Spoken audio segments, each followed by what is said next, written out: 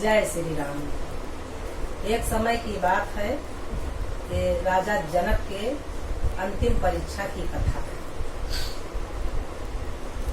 जो भी ऋषि मुनि वेद अध्ययन करते थे वो सब जनक जी के यहाँ परीक्षा देने के लिए जाते थे। तो एक समय की बात है कि सुखदेव मुनि भी परीक्षा देने के लिए जनक जी के यहाँ पधारे। तो पहले दिन जनक जी ने उन्हें वापस कर दिया, ये कहकर कि आज नहीं कल आना। सुखदेव मुनि वापस चले गए। दूसरे दिन फिर आए, फिर ये कहकर वापस कर दिया, आज नहीं कल आना।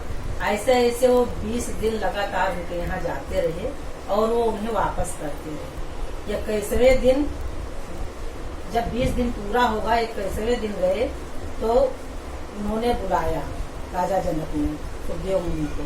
तो बुलाए तो सुखदेव मुनि ने कहा कि हम परीक्षा देने के लिए आए हैं। तो राजा जनक ने कहा कि आप परीक्षा में पास हो गए। सुखदेव मुनि ने कहा कि अभी तो हम आए ही हैं, ये तो परीक्षा दिया ही नहीं और आप कह रहे हैं कि पास हो गए हैं। तो उन्होंने कहा कि आज 20 दिन पहले से तो आपकी परीक्षा ही चल रही थी, आप आते थे और हम वापस करते थे और यही आपकी परीक्षा थी।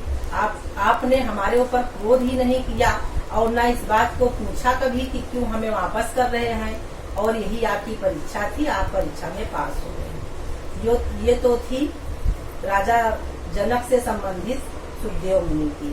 अब एक समय वो आया कि राजा जनक को भी परीक्षा देनी पड़ी, अंतिम परीक्षा। राजा जनक का समय समाप्त हो गया और उनका भी अंतिम दिन आ गया।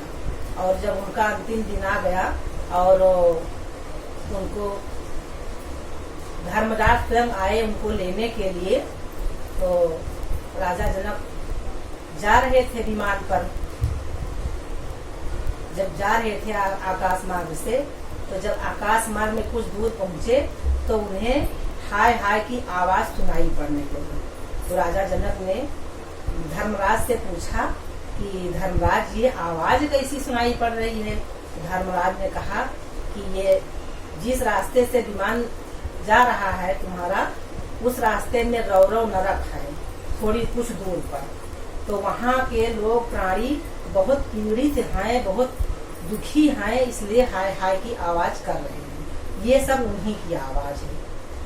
तो राजा जनक सुने लेकिन कुछ बोले नहीं।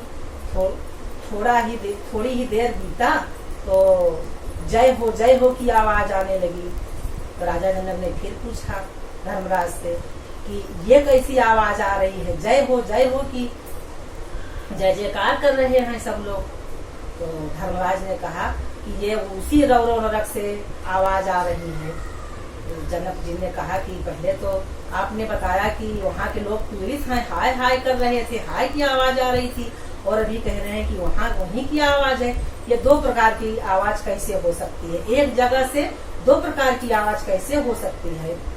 तो धर्मराज ने कहा कि जो तुम्हारे शरीर से वायु स्पर्श करके और वहाँ नरक में जाके उन लोगों पापियों के शरीर से टच हुई है, और तुम इतने धर्मात्मा हो कि वो लोग वहाँ उनका जितना भी दुख रहा सब समाप्त हो गया। और पहले दुखी थे तब हाय हाय कर रहे थे, और जब उनका दुख खत्म हो गया तो वो तुम्हारा जय जयकार कर रहे हैं। तो जनक ने कहा ऐसी बात है। धर्मराज ने कहा हाँ। जनक जी ने कहा कि ये विमान उधर ही ले चलो जहाँ पर रौरव नरक है। तो धर्मराज ने वहीं पर लेके गए। जब वहाँ पर लेके गए तो जितने प्राणी वहाँ पर थे सब सुखी संपन्न, किसी को कोई कष्ट ही नहीं। जब ऐसे धर्मात्मा राजा जनक का दर्शन किए तो जो भी थोड़ा बहुत भी था वो भी सब समाप्त हो गया और सब जय जयकार करने लगे। तो कुछ देर बीता, फिर धर्मराज ने राजा जनक से कहा कि अब चलिए राजन, अब यहाँ आए देख लिए, अब चलिए। तो राजा जनक ने कहा कि ऐसा है कि आप जाइए, अगर हमारे यहाँ रहने पर इतने प्राणियों का कष्ट दूर हो जाएगा तो हम स्वर्ग जाना नहीं पसंद करेंगे, हम इसी रौरव नरक में ही रहेंगे। तो ये सुनकर धर्मराज ने कहा, राजा जनक को दिखाया कि हे जनक देखो, आगे आगे तुमसे आगे आगे जो भी प्राणी यहाँ पर नरक में थे, वो तुमसे पहले ही वो लोग सब विमान पर आरूढ़ होकर वो स्वर्ग लोक को जा रहे हैं तुम्हारी जय जयकार करते हुए, और ये तुम्हारी अंतिम परीक्षा थी। ऐसा कहकर धर्मराज ने उनकी अंतिम परीक्षा ली और उनको स्वर्ग को लेकर चले गए राजा जनक। जय श्री राम।